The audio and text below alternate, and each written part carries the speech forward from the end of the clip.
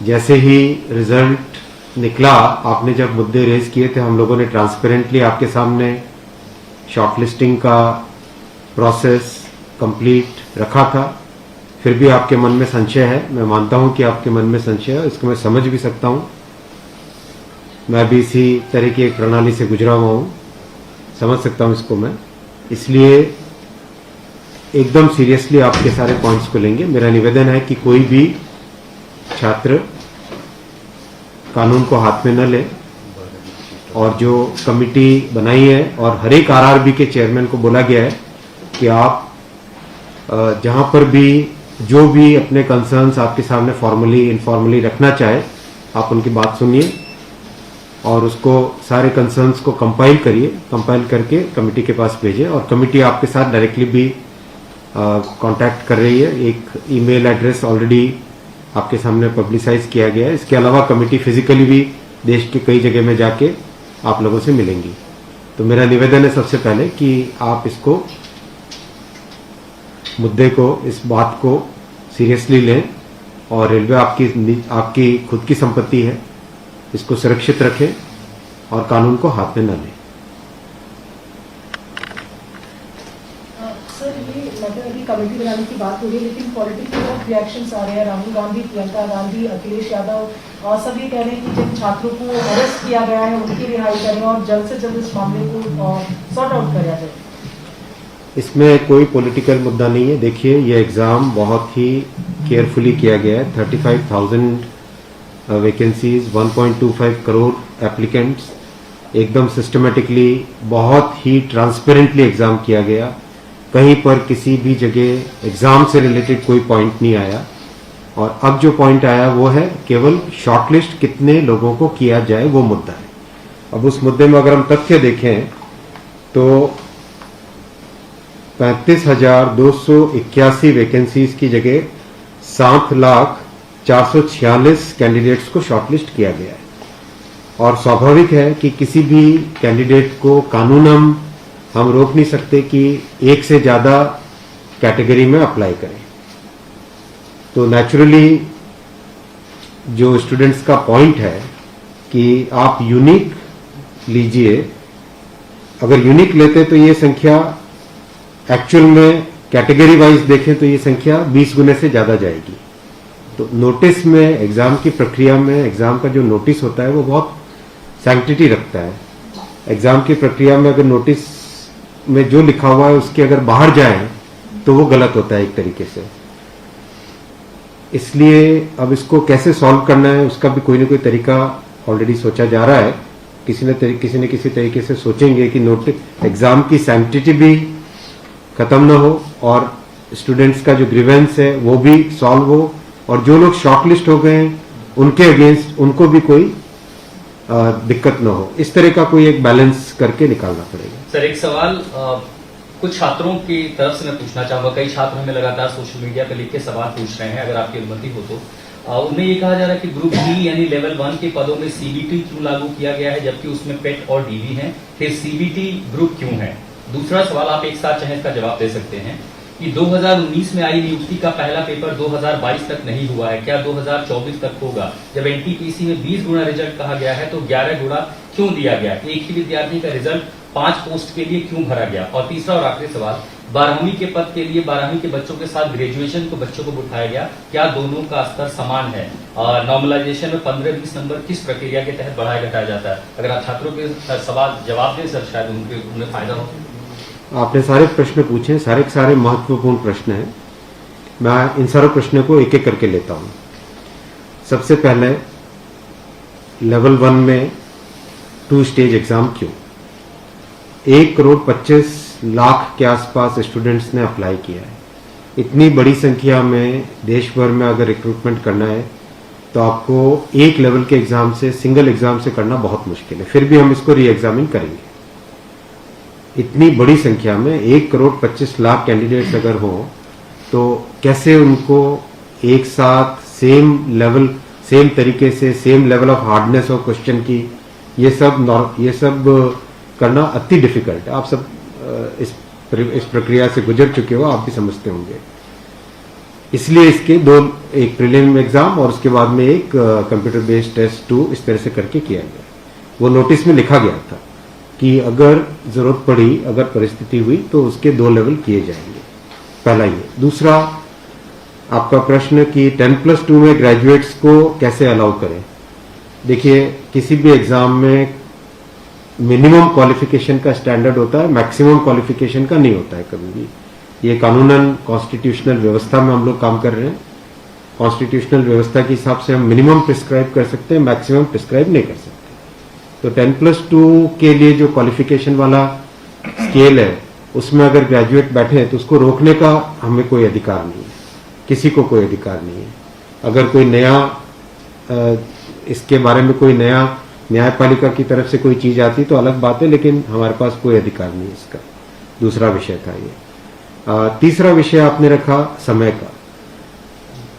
देखिए, शुरू में इसके लिए जो इस एग्जाम को कंडक्ट करने के लिए एप्लीकेशंस आई, दोनों के दोनों एग्जाम्स में 1 करोड़ से ज्यादा एप्लीकेशंस आई। 1 करोड़ से एप्लीकेशन ज्यादा आई तो जो एग्जामिनेशन कंडक्ट करने के लिए एजेंसी हमको हायर करनी थी, उसको हायर करने में टाइम लगा, 6 महीने से ज्यादा लगा। नेचुरली इतनी बड़ी संख्या में अगर एग्जाम करना है देश में तो अपने आप में वो एक बहुत बड़ा challenge. It's a Himalayan task, it's a huge task, it's a very very big challenging task.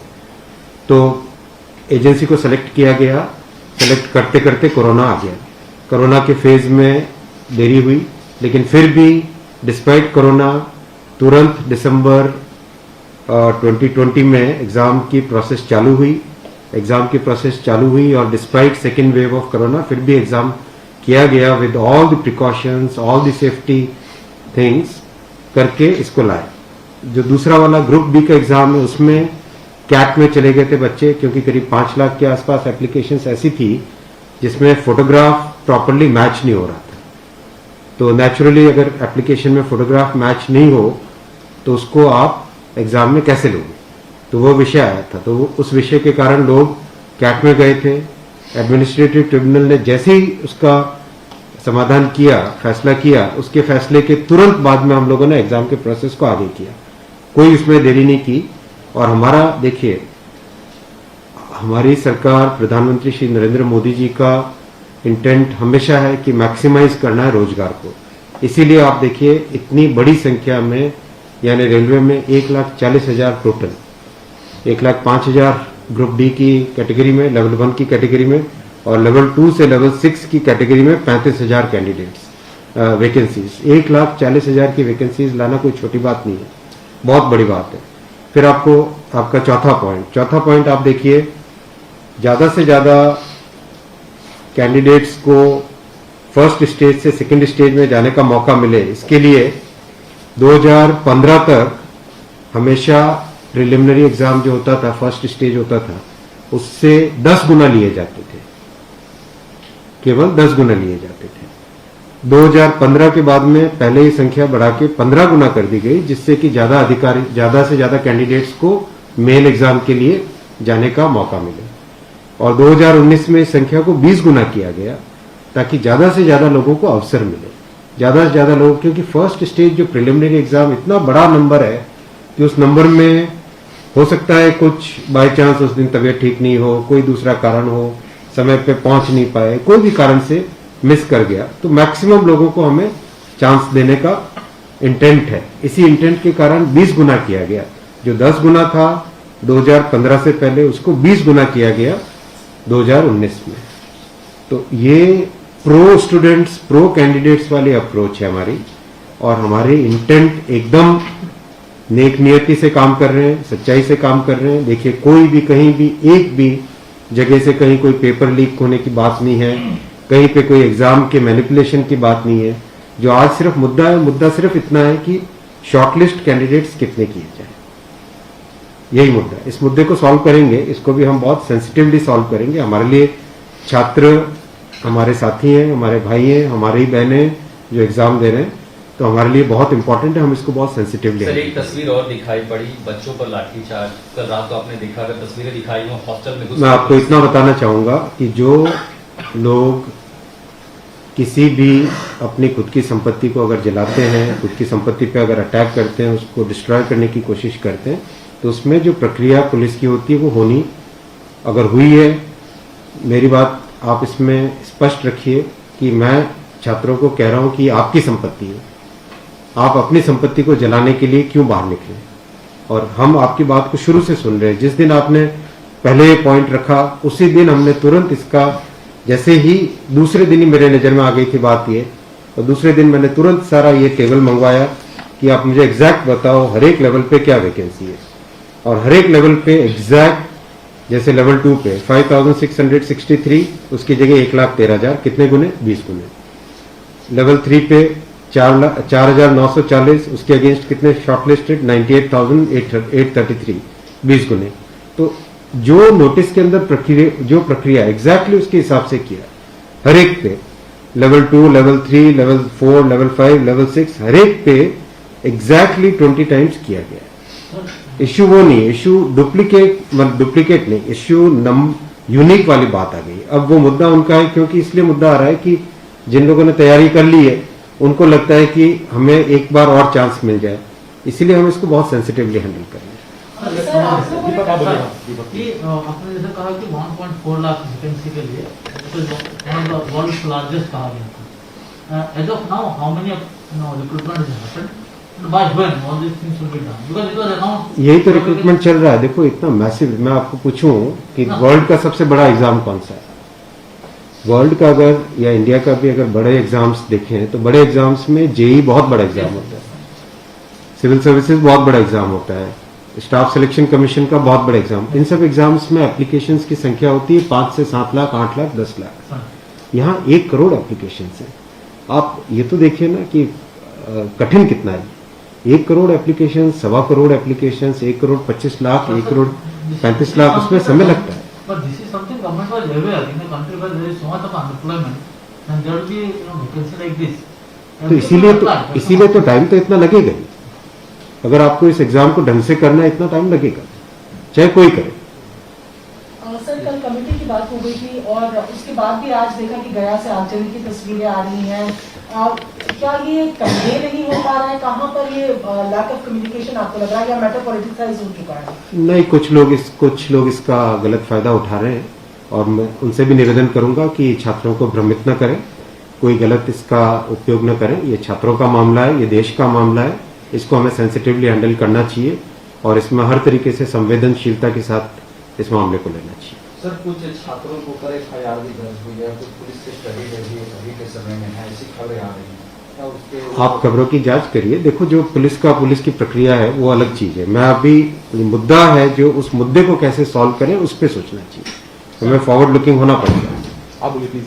Sir मेरा एक सवाल है कि जिन जिन राज्यों में हिंसा की खबरें या फिर जो रेल रोकने का जो मूवमेंट चल रहा है, ट्रैक पे स्टूडेंट बैठे हैं, क्या उन राज्यों के मुख्यमंत्री से आपकी बात हुई है और क्या कुछ आप लोग की संदर्भ में की? बिल्कुल, सब जगह लॉ एंड ऑर्डर स्टेट का जो रोल होता है, राज्यों के मुख्यमंत्रियों ने भी बहुत संवेदनशीलता के साथ काम किया है और हम भी कॉन्स्टेंटली टच में हैं, कंटिन्यूसली टच में हैं। और जो आज कमेटी की बात भी सबके पास जा चुकी है ऑलरेडी, और मेरे ख्याल से ज़्यादातर जगह से स्टूडेंट्स ने इस विषय को स्वीकार भी किया है। और मैं अभी भी रिक्वेस्ट करूंगा एक बार फिर सारे स्टूडेंट बंधुओं को, छात्रों को, कैंडिडेट्स को कि आप प्लीज अपनी ग्रीवेंसेस को, अपने पॉइंट को, अपने कंसर्न को, अपने विषय को, अपने मुद्दे को फॉर्मली रखिए। हम इसको एकदम संवेदनशीलता के साथ टैकल करेंगे। सर इनका कमेटी बन गया है, तो जिन लोगों ने जैसे कल का नोटिस आया था they will be debarred from future exam, will that also be considered because they did not know that this is going to happen? नहीं, देखो कमेटी एक बहुत ही सीनियर ऑफिसर्स की है और ये कमेटी हर चीज को, जितने भी मुद्दे इसमें आएंगे और हर एक मुद्दे को जल्दी से जल्दी, इसमें कमेटी का टाइम लिमिट भी दिया। कितना टाइम दिया हमने? टाइम लिमिट टोटल 4 मार्च तक का चाहिए। जो कमेटी की रिपोर्ट आने का क्या 4 मार्च, मतलब जल्दी से जल्दी हमारा एम है कि इस मुद्दे को बिल्कुल भी डिले न करके जल्दी से जल्दी सॉल्व करें। 16/2 तक सारे के सारे कैंडिडेट्स अपने कंसर्न सबमिट कर सकते हैं। 3 वीक्स टाइम दिया, I think that's a reasonable time, इससे ज़्यादा टाइम देने की ज़रूरत नहीं है। और कमिटी अपना सारे कंसर्न्स को एग्जामिन करके रिकमेंडेशंस देने का टाइम 4 मार्च दिया गया। तो कोशिश करेंगे उससे पहले अगर हो जाए, 4 मार्च से भी पहले अगर हो जाए। डिपेंड करेगा कि कितने रिप्रेजेंटेशंस आते हैं, और मोटे मोटे मुद्दे तो अभी आ चुके हैं पब्लिक में सबके, इसलिए मुझे नहीं लगता है कि इसमें बहुत ज्यादा टाइम लगेगा। एक और आप कह रहे हैं कि जो मुद्दे हैं वो आपकी नॉलेज में आ गया है, मोटा मोटी भी सही आ गया है। दूसरी ओर ये कि जो आपके पैरामीटर्स था उस पर सब कुछ सही तरीके से लिया गया है, उसी तरह से शॉर्ट लिस्ट किया गया है। फिर इसमें प्रॉब्लम आती है, उसमें कमेटी आपको रिपोर्ट क्या करेगी और करेंगे क्या? इसका मतलब अब चेंज करते हैं कुछ तो दूसरा एक बड़ा पक्ष और भी तो विरोध करेगा।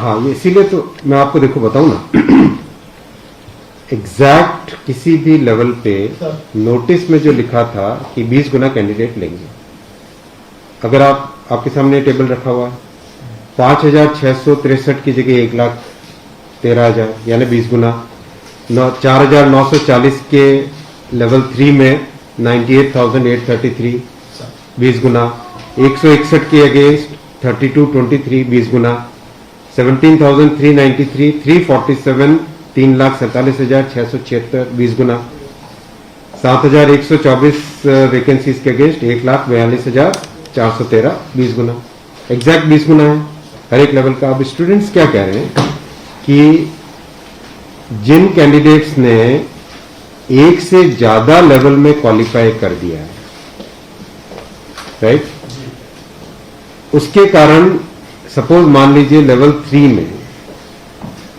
जो लेवल 5 का कैंडिडेट है वो भी क्वालिफाई हो गया है, तो वो लेवल 3 में कोई एक कैंडिडेट को जो क्वालिफाई नहीं हुआ है उसे लगता है कि अगर उसको यूनिक के हिसाब से काउंट करते